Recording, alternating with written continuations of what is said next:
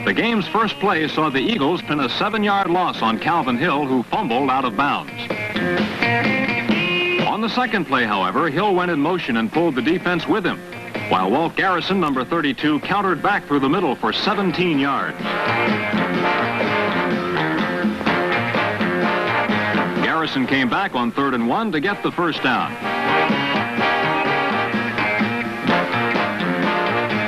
Craig Morton's first pass was incomplete to Lance Rensel, although almost a touchdown. The Eagles stopped Calvin Hill again after a short gain. Hill was to be the only man Philly would contain in the first quarter. Rookie Hill then caused Morton to call a timeout on a mix-up in placement rather than risk a busted play. On 3rd down, Morton hit his first pass of the day, and Bob Hayes made his first reception of the year. An injury had kept him sidelined.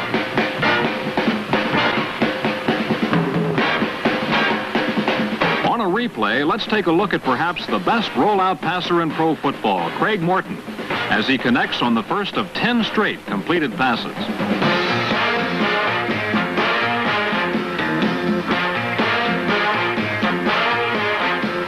With a 1st and 10 on the 42, the Eagle defensive line again stopped the run.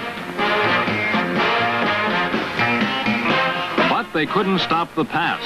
On a down and in pattern, Morton hit Lance Rensel, number 19, for another first down.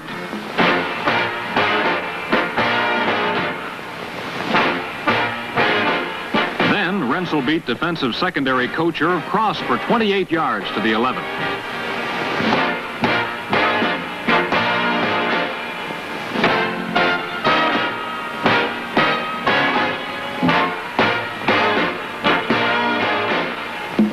Garrison went up the middle for 6. On a repeat, watch number 24, Nate Ramsey, move left to cover the strong side of the Dallas formation. Garrison then ran into the vacated zone before being hit by number 61, linebacker Tony Guillory. Calvin Hill couldn't break any long runs today as he did 2 weeks ago in Philadelphia, and a holding penalty here made it 2nd and 17 from the 18. So Morton went to the air again, and Bob Hayes made his second catch of the year with number 26, Al Nelson, covering.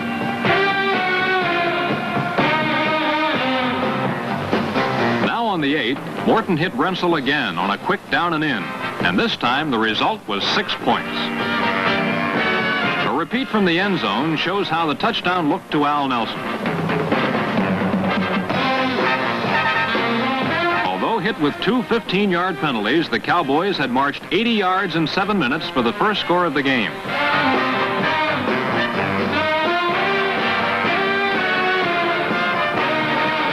Mike Clark's conversion made it 7-0. It was only the beginning.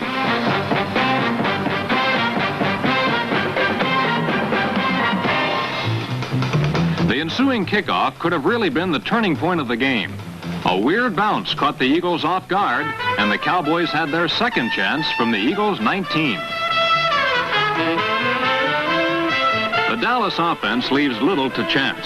They execute like machines, and it takes rare defensive play to stop them. Number 52, Dave Lloyd, made one on first down.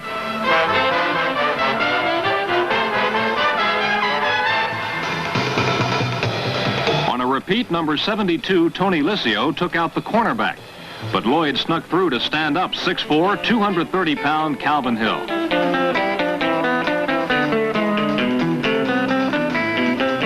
Morton's pass to tight end Pettis Norman got the first down.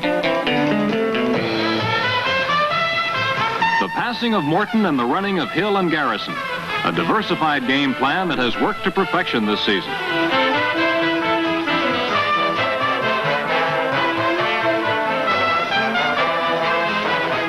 On 3rd and 2, Hill loped into the end zone for an apparent touchdown, but a penalty called it back. So Morton coolly hit Rensel again on a down and in, and again came up with a touchdown. On the end zone replay, watch the protection Morton received from his lineman as he fired his 7th straight completion to one of the great receivers in the NFL, Lance Rensel. Coach Coach Tom Landry has shaped a perfect blend of run and pass football, and it had propelled the Cowboys to an early 14-0 lead.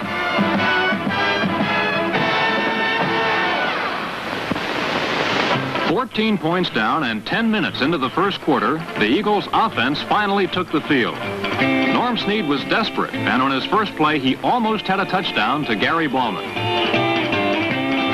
On his second, Ballman again had a shot at Snead's pass, but couldn't hang on. With Snead forced to throw on each play, the Cowboy line could blow in hard every time. And on third down, the inevitable happened, at least inevitable today. The result was the Cowboys' third touchdown as Bob Lilly strolled into the end zone all alone with a 21-0 lead.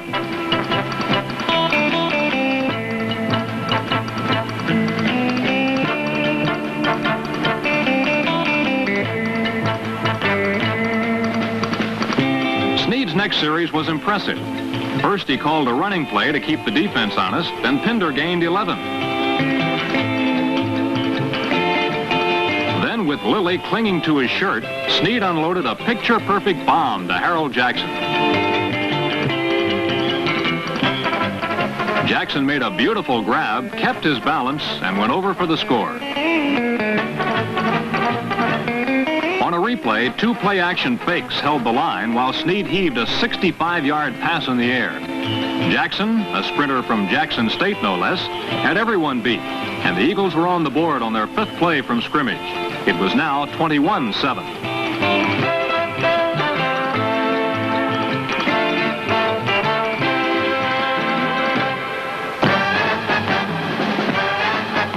Aside from the touchdown, the only other bright spot of the quarter was the kicking of number 82, Tim Rosevich, who has consistently put the ball in the end zone lately, preventing long runbacks. Preventing long kickoff returns was, for the Eagles, a moral victory at best.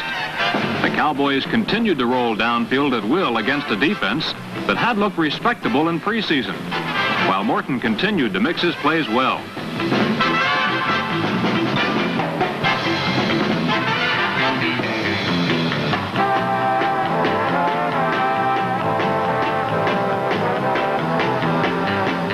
After a Hill run and a quick out pass to Hayes, Hill got his biggest game of the quarter and a first down on a 7-yard gallop around left end.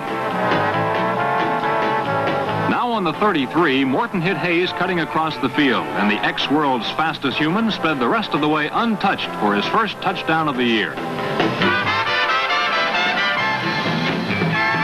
On a replay, a great fake stopped the Eagle line and secondary as Morton hit Hayes over the middle. Number 84, teammate Pettis Norman watched Hayes streak by as Dallas now had an incredible 28-7 lead over the luckless, disheartened Philadelphia Eagles.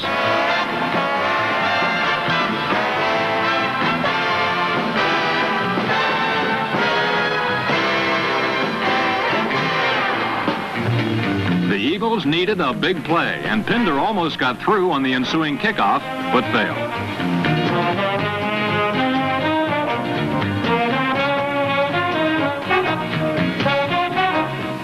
Snead then tried a quick pitch to Tom Wittishek, but this too failed.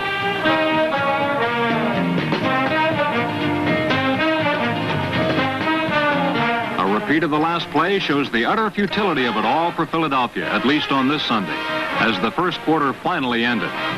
By the game's end, the Eagles probably wished the first quarter had been the last. In the second quarter, the Eagle offense, which had the ball for only 6 plays in the first period, finally had a chance to handle the ball. For the most part, they didn't handle it very well.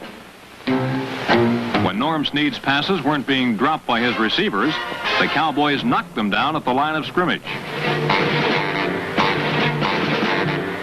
When he was able to unload, he found the Dallas linebackers too quick for him.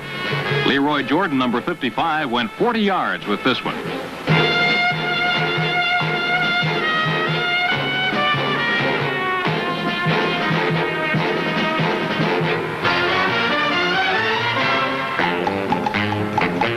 Dallas' greatest improvement this year is their new running game, which has gained over 700 yards already this season.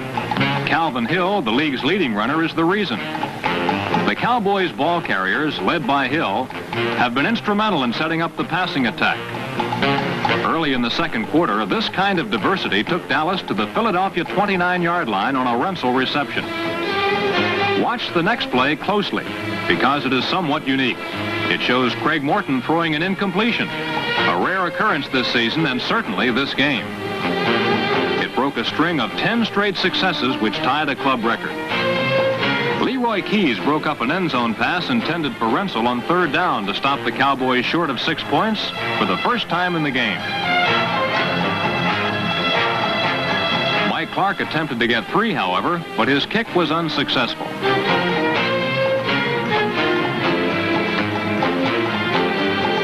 A look from the end zone shows why. The ball ricocheted off the left upright.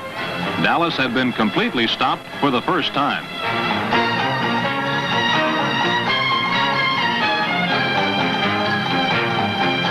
It didn't take long for them to regain their scoring punch, though. The next time they had the ball, Dallas turned Calvin Hill loose as he ran for 25 yards and 2 first downs on successive carries, each time behind the phalanx of blockers clearing the way. The powerful rookie has been averaging 5.5 yards each time he runs with the ball. This is what Hill looked like to the Eagle defenders on the last play, as he followed his blockers, cut loose, then hurtled out of bounds. It was Hill again on the next play, 7 yards into first down before being tackled by Irv Cross. Hill, a Yale graduate, appears to be the first Ivy Leaguer with a chance to reach genuine stardom in the NFL.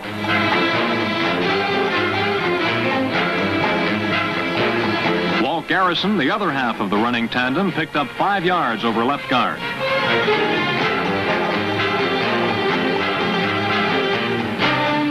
Craig Morton then passed to Lance Renssel on a slant in to increase the Dallas lead to 28 points.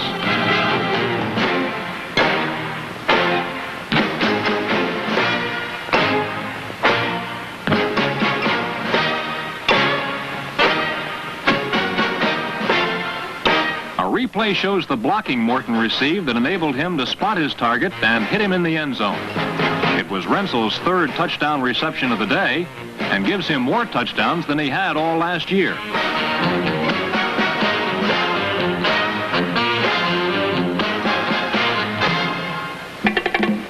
The Eagles wasted no time in giving Dallas another scoring opportunity. The usually sure-handed Tom Woodishick regained possession of this pass, but then fumbled to Leroy Jordan.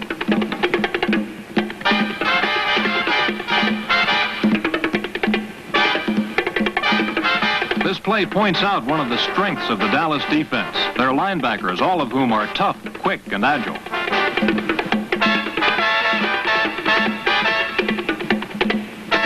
Dallas had the ball on the Eagle 31, and Morton had all day to choose a receiver. He threw to Pettis Norman, who went to his knees to make the catch all alone. Morton had his 5th scoring pass of the half and his share of the club record. Dallas went into the locker room at the half with only one question unanswered. How good would Morton have been today if he didn't have to cope with a sprained shoulder? Dallas 42, Eagles 7.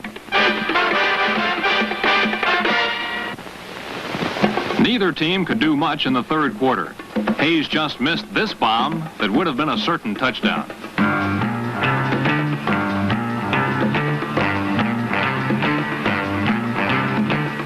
Morton made up for it with this pass to Pettis Norman for 22 yards.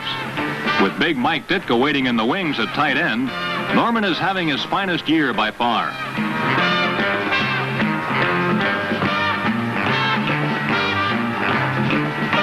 But the series ended with Mike Clark's field goal attempt of 53 yards falling far short.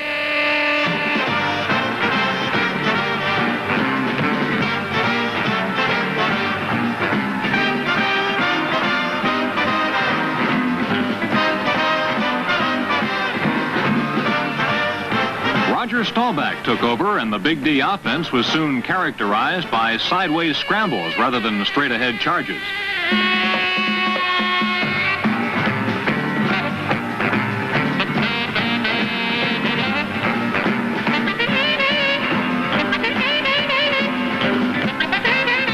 Into the fourth quarter, a bad snap from center, which he recovered, didn't help Staubach, and gave Dallas poor field position near its own goal line.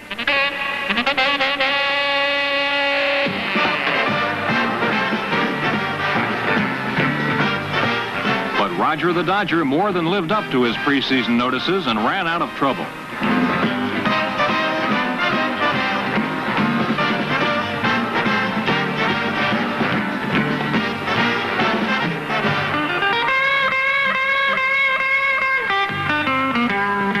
Might have pulled the Cowboys completely out of their hole if 12-year veteran Bobby Joe Conrad had held on to this pass.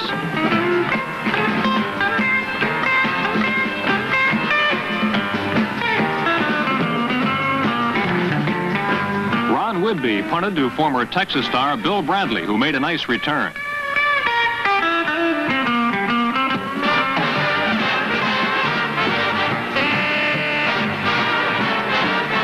Bradley was slapped with an unsportsmanlike penalty for throwing the ball at his pursuer, Craig Bainham. For the first time, Bradley heard boos in the Cotton Bowl where he had starred in so many games. George Myra replaced Snead at quarterback, but the Eagles continued to retreat. Myra was thrown for a 7-yard loss by number 66, George Andre. Then Jethro Pugh and Larry Cole chased him and nailed him for a 16-yard setback. In a duel of scramblers, it was no contest.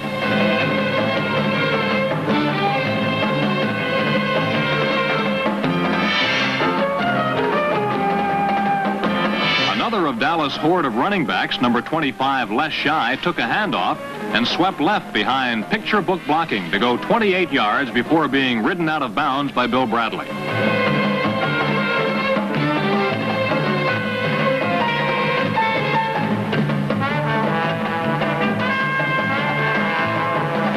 Bradley intercepted a Staubach pass and raced 56 yards for a touchdown and a large measure of satisfaction before his home state crowd.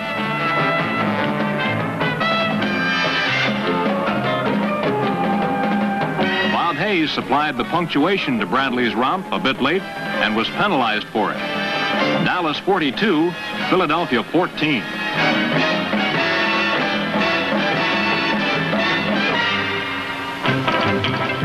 Sam Baker tried an onside kick, but it went right to Cornell Green, who managed to hold on.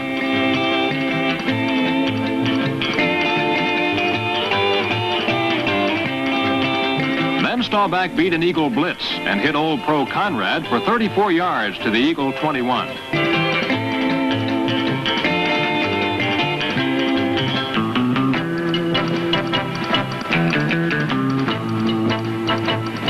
Replay demonstrates that Staubach, for all his reputation as a scrambler, knows how to pass, as he winged a perfect spiral to the ex-Cardinal receiver.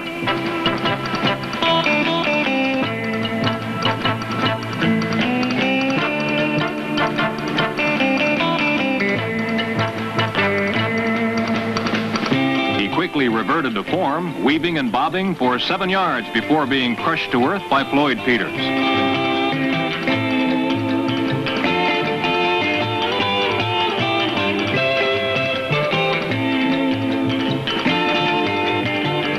Another look shows the lengthy journey number 72, the 11-year veteran Peters, had to take to trap his quarry as he fought off a block at the line and then got Staubach from behind.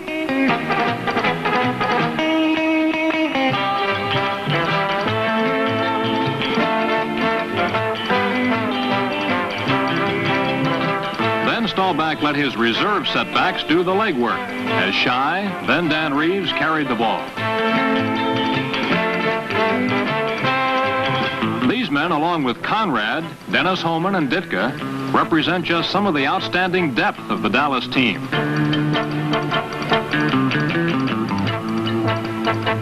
Staubach next passed to second-year man Holman, who was pushed out of bounds at the 1-yard line.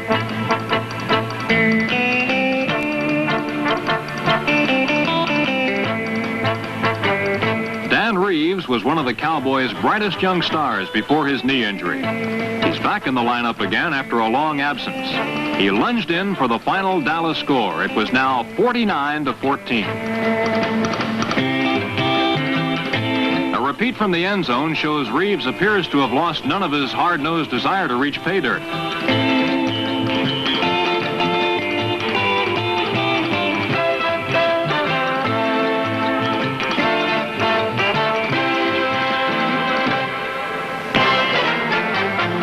Eagles' last series serves to illustrate their frustration of the entire afternoon. Bill Bradley found little running room on the kickoff return.